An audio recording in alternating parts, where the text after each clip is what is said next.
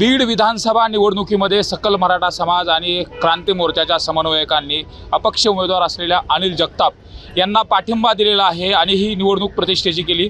विशेष म्हणजे जरांगे पाटील यांच्या आंदोलनामध्ये बीड जिल्हा हा केंद्रस्थानी होता आणि इथूनच बहुतांश ठिकाणी सगळे काही गोष्टी कळत होत्या। त्यामुळे साहजिकच बीड विधानसभा निवडणुकीकडे राज्याचं लक्ष लागलेलं आहे। विशेष म्हणजे या ठिकाणी दोन क्षीरसागर विरुद्ध अशा पद्धतीची लढत होत असताना यामध्ये काही मराठा समाजातील अपक्ष देखील आहेत आणि याच अपक्षाला पाठिंबा देत असताना मराठा क्रांती मोर्चाच्या वतीने आणि समन्वयकांनी इथं अनिल जगताप यांच्या पारड्यामध्ये वजन टाकले। त्यामुळे नेमकी बीडची निवडणूक कशा पद्धतीने होईल हा राज्यामध्ये चर्चेचा विषय झालेला आहे। माझ्यासोबत या ठिकाणी समन्वयक काय सांगाल, कशा पद्धतीने तुम्ही निर्णय घेतलेला आहे आणि कसा निर्णय आहे? समाजाची होत असलेली घटमळ, कारण समाजाला एवढा मोठा समाज असून, निर्णायक समाज असून आज समाजाला घरात बसायची वेळ आली। कारण तीन उमेदवार हे विरोधकालाच फायद्याचे आहेत, कारण विरोधक याच्यामध्ये आधार निघून जातो।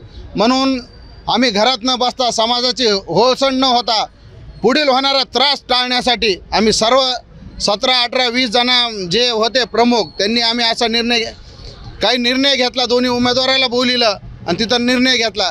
तर काही उमेदवाराला तो मान्य नव्हता, ते निघून गेले। त्यानंतर आमची जी त्यांना आम्ही बसायच्या पहिले सांगितलं होतं की आमची जे ठरलेलं आहे ते तुम्ही असो, दोघं बी, दादा असो या दुसरा उमेदवार असो, आम्हाला तुमचं घेणं देणं नाही, आम्हाला फक्त समाज महत्त्वाचा आहे। मग आम्ही आमची प्रोसिजर केली तर त्यामध्ये दादाला कौल आला। त्यामुळे सर्वजणांनी एकमुखाने असं ठरलं की इथून पुढं मनोज जरांगे पाटील मराठा योद्धा यांचे हात बळकट करण्यासाठी, समाजाचे भविष्यातली कामं करण्यासाठी अनिल दादा जगताप यांना पाठिंबा द्यायचा सर्व समाजाच्या वतीने। बैठक कुठं झाली आणि कशा पद्धतीने ठरलं गेलं? बैठक कुठं झाली हे आम्ही सांगणार नाहीत, कारण त्यांचं सुरुवातीला ठरलं होतं की बैठकीचा विषय सांगायचा नाही। पण सर्व समाजाची इच्छा होती 2 उमेदवारांनी एक व्हावं, त्यासाठी आम्ही पूर्ण प्रयत्न केले। पण काही गोष्टी अडचणीच्या झाल्या की दोन्ही उमेदवाराला एक नाही करता आलं। तर मग सर्व बहुमताने आम्ही निर्णय घेतला की चला, दुसरा उमेदवार नाही म्हणतो तर आपण सर्व ठाम दादाच्या मागे उभा राहू आणि समाजांना पण तर संदेश दिला की सर्वांनी दादाच्या पाठीमागे उभा राहायचं। आपण पाहतोय प्रतिष्ठेचा विषय केला गेलेला आहे। काय सांगाल, तुम्ही देखील जरांगे पाटलांचा उमेदवार म्हणून उमेदवारी अर्ज दाखल करण्यासाठी होतात आणि आता सगळ्यांनी उमेदवारी अर्ज मागे घेतल्यानंतर काय निर्णय घेतला आणि कसं ठरलं गेलं? राहिलेल्या उमेदवारापैकी जे उमेदवार या आरक्षणाच्या चळवळीमध्ये सातत्याने सक्रिय आहेत किंवा ज्यांनी काम केलेलं आहे त्यांच्या पाठीशी उभा राहण्याचा निर्णय त्या ठिकाणी सर्वानुमते घेण्यात आला। त्या निर्णयाच्या पाठीशी आम्ही सुद्धा सोबत आहोत।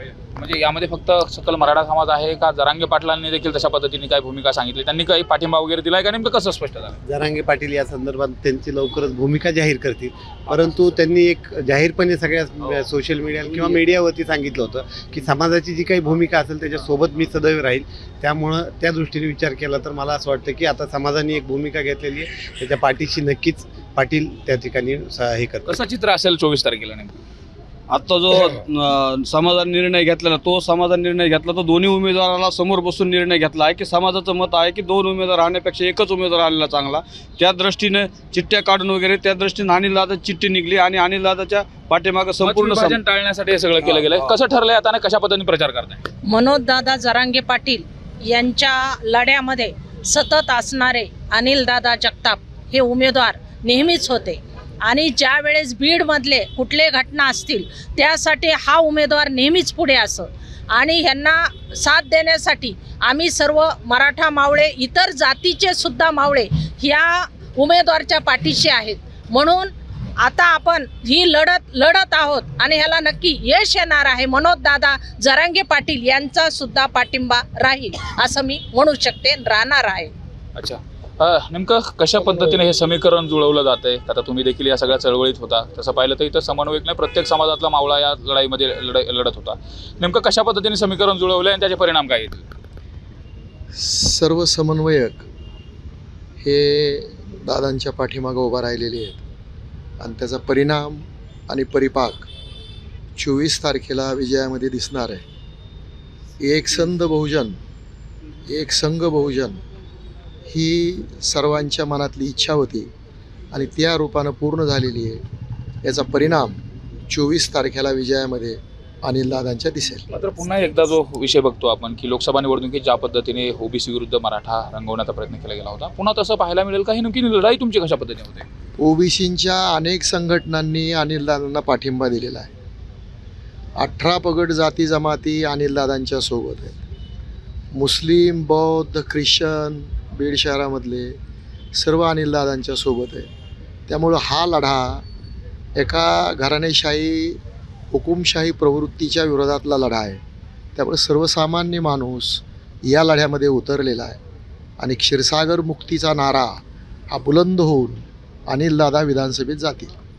आता ही प्रतिष्ठेची निवडणूक केली, आतापर्यंत तुम्ही अपक्ष म्हणून होत आहे, मात्र आता सकल मराठा समाजाची तुम्हाला पाठिंबा मिळालेला आहे. नक्कीच यामध्ये ताकद वाढली का आणि कसं चित्र असेल? एक उमेदवार म्हणून मी सर्वप्रथम सर्व मराठा सेवकांना मी या ठिकाणी आभार मानत आणि मराठा नेते सर्वजण ज्यांनी मला माझ्या पाठीमागं उभा राहिले त्यांचेसुद्धा सगळ्यांचे आभार मानत. सर्वात महत्त्वाचा विषय आहे की या ठिकाणी लढाई क्षीरसागर मुक्ताची आम्ही त्या ठिकाणी नारा दिला होता. त्यामध्ये 3 उमेदवार या ठिकाणी मराठा समाजाचे आले. त्यानंतर सगळ्या समाजाच्या वतीनं आम्हाला त्या ठिकाणी बोलवण्यात आलं. त्यांनी ज्या प्रक्रिया केल्या त्यामध्ये मी होकार दिला आणि त्यानंतर जी प्रक्रिया झाली म्हणून ह्यांनी सगळ्यांनी ठरवलं की माझ्या पाठीमागं उभा राहायचं. म्हणून तो निर्णय या ठिकाणी समाजाने घेतला आणि माझ्या पाठीमागं उभा राहिला. नक्कीच समाज उभा राहिल्यानंतर काय ताकद असते आणि सर्व समाज छोटे छोटे समाज असतील ते सर्वजण ओबीसी समाज माझ्या पाठीमागे आहेत. त्यांनी पाठिंबे दिलेत. काही जणांना राजीनामे देऊन ओपन काम करायला लागले. म्हणजे हा प्रवास माझा 39 वर्षाचा जो होता मी सर्व समाजाला घेऊन चालणारा प्रवास होता. मात्र असा प्रश्न उपस्थित केला जातो की पक्षीय राजकारणाविरहित नेतृत्व निवडत असताना तुम्ही तर तसं शिंदे गटामध्ये शिवसेना शिंदे गटामध्ये अनेक वर्ष शिवसेनेचे शिवसैनिक म्हणून बाल सैनिक म्हणून राहिलेले आहेत. तर आता इथून पुढची वाटचाल कशी असेल? समाजानं तुमच्यावरती विश्वास टाकलेला आहे. जर समजा निवडून येण्याचा विषय झाला तर पुढं कुठं कशा पद्धतीचा प्रवास असेल हे देखील लोकांना उत्सुकता आहे. मी पत्रकार परिषद घेऊन सांगितलं की आता इथून पुढं कुठल्याही पक्षात मी जाणार नाही. आणि दुसरी गोष्ट त्या ठिकाणी सांगितलं की आता माझा पक्ष या मतदारसंघातली जनता आणि माझा नेता जरांगे पाटील हे मी पत्रकार परिषदेमध्ये सांगितलं. त्यामुळं मी निश्चय केला आहे. 39 वर्ष मी पक्षाचं काम करीत असताना लहानपणीपासून काम करीत आलो, पण प्रत्येक वेळेस मला धोका त्या ठिकाणी झाला. त्यामुळं ठरवलं आता कुठल्याही पक्षात जायचं नाही. आणि तुम्ही म्हणले आमदार झाल्यानंतर जरांगे दादा जे निर्णय घेतील ते माझा अंतिम निर्णय राहील. आपण पाहतो अशा पद्धतीने भावना व्यक्त केल्या. कसं ठरलंय तुमचं आता नेमकं कशा पद्धतीने? सर्व समाजाचा आणि मराठा सेवकांचा एका धार्मिक स्थळी बैठक होऊन काय कौल दिला गेलाय?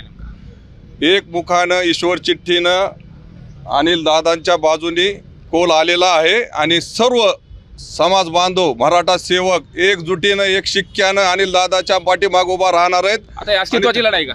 हो, समाजाच्या स्वाभिमानाची अस्तित्वाची लढाई.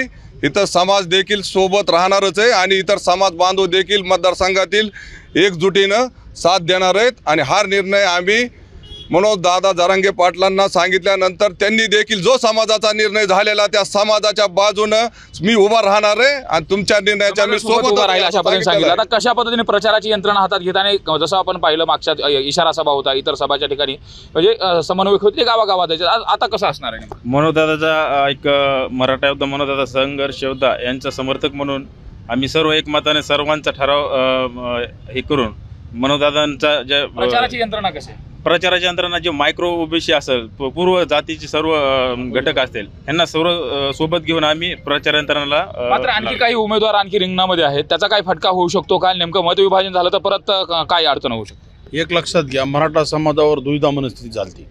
त्या दुविधा मनस्थितीतून सर्वांनी आम्ही मिटिंग घेतली आणि मिटिंगमध्ये सर्वानुमते एक निर्णय झाला की जो निर्णय समाजाचा असेल तो सगळ्याला मान्य करावा लागेल. मग तो निर्णय अनिलदादांनी मान्य केला म्हणून सर्व समन्वय विभाजन होणार नाही का असं वाटतं? नाही होणार. की तुम्ही पाहताय की आम्ही सर्वांचा निर्णय केला अनिलदादा जगतापांच्या पाठीमागे राहणार की आम्ही निर्णय प्रक्रियेमध्ये सर्वांच्याच घरी गेलो आणि सर्वांनाच विनंती केली की समाजाला तुम्ही दिशा द्या. आता की समाज कुठेतरी थांबलाय म्हणून समाजाने विनंती केली की बाबा तुम्ही जे पुढे होऊन मनोजदादा सोबतचे कार्यकर्ते असाल तर तुम्ही आम्हाला दिशा द्या. म्हणून आम्ही दादासोबत राहण्याचा विचार केलेला आहे. असं समाजाची जी मोठ आहे ही बांधली गेली आता समाजाची मोठ, आणि या बांधलेल्या मोठीमधून जे इच्छित फल आहे ते कशा पद्धतीने प्राप्त होऊ शकतं. आणि एकंदरीतच मी जसं म्हटलं की 2-3 उमेदवार देखील आहेत त्याच्यामध्ये मैदानात. काही मतविभाजनाचा फटका बसू शकतो का आणि तो टाळण्यासाठी आणि विशेष म्हणजे समाजाची प्रतिष्ठा पानाला लागली का ती कशा पद्धतीने?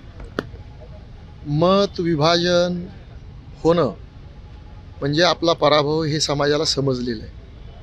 त्यामुळं समाज मताचं विभाजन अजिबात करणार नाही.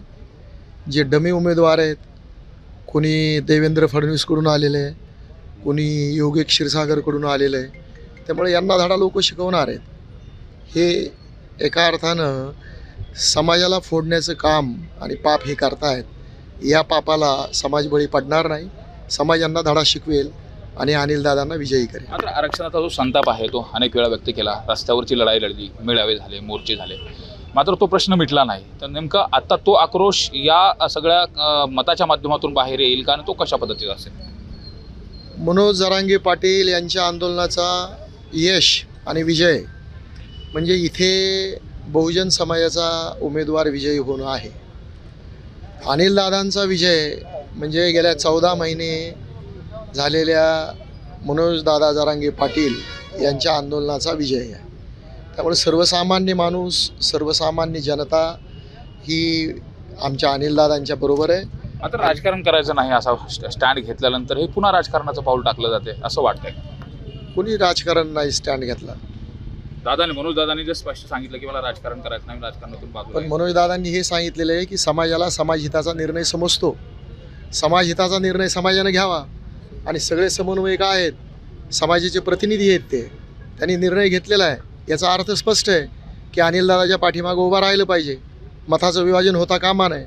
जे उमेदवार डमी उभे आहेत, समाजाचं विभाजन करण्यासाठी उभे राहिलेले, त्यांच्या भूलथापांना बळी न पडता अनिलदादांच्या पाठीमागं उभा राहायचा निर्णय ज्या अर्थी समन्वयकांनी घेतलेला आहे, त्या अर्थी हे सगळे समन्वयक दादांचे प्रतिनिधी आहेत आणि प्रतिनिधींच्या ज्या भावना आहेत त्याच दादांच्या भावना आहेत. परिवर्तन होईल आणि अटळ आहे. परिवर्तन अटळ आहे, विजय अटळ आहे. 24 तारखेचा निकाल दाखवेल, विजय हमारा आहे. आपण पाहतोय इथं एकूण जो बीड मतदारसंघातील जो मराठा समाज आहे तो एकवटलेला आहे आणि अपक्ष उमेदवाराच्या पाठीमागे तो राहिलेला आहे. विशेष म्हणजे यामुळे आता बीड विधानसभा मतदारसंघाचं जे चित्र आहे ते बदलणार आहे. विशेष म्हणजे इथं प्रतिष्ठेची लढाई आता मराठा समाज लढणार आहे, अस्तित्वाची लढाई लढणार आहे. त्यामुळे साहजिकच क्षीरसागर कुटुंबातील जे 2 उमेदवार आहेत मातब्बर पक्षाचे, त्यांना खूप मोठा धक्का समजला जातोय. मात्र 20 तारखेला मतदार राजा कुणाच्या पारड्यामध्ये मत टाकतोय आणि 23 तारखेला खरंच गुलाल कोण उधळतोय हे पाहणं महत्त्वाचं ठरणार आहे. मात्र बीडमध्ये जरांगे पाटील यांचे शिलेदार यांनी अपक्ष उमेदवाराला पाठिंबा देऊन आता प्रतिष्ठेची लढाई केल्याचं चित्र पाहायला मिळतंय. प्रकाश जाधव सोबत सुरेश जाधव, न्यूज लोकमत, बीड.